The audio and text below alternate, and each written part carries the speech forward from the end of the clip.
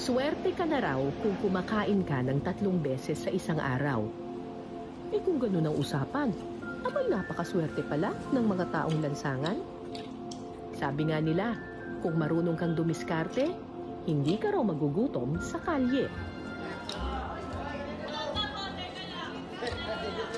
Alas 6 pa lang ng umaga, mahaba na ang pila sa isang feeding center sa Pasay. Itong building na to, dati itong Pogo Hub, pero nung nagsimulang nagkaroon ng crackdown tapos ni-raid ng gobyerno itong Pogo, pinasara na.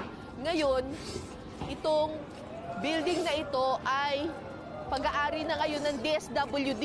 Ito siya, walang gutom kitchen. Saan yung huli na pila? Saan yung huli yung pila? Ah, dito ba? Saan ang dulo? Ikaw dulo? Ah, okay. Paano pa ganun siya? Ganon? Ano daw ulam ngayon? Libre ang almusal at tanghalian dito. Eat all you can, open until supplies last. Araw-araw to dito? Kahit linggo meron. Tanghali po. Umaga, tanghali? Hindi ka pala magugutom dito, no?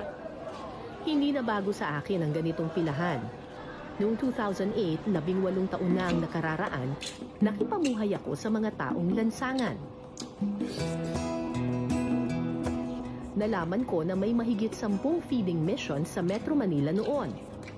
Ang nagpapakain, iba't ibang NGO at mga grupo ng simbahan.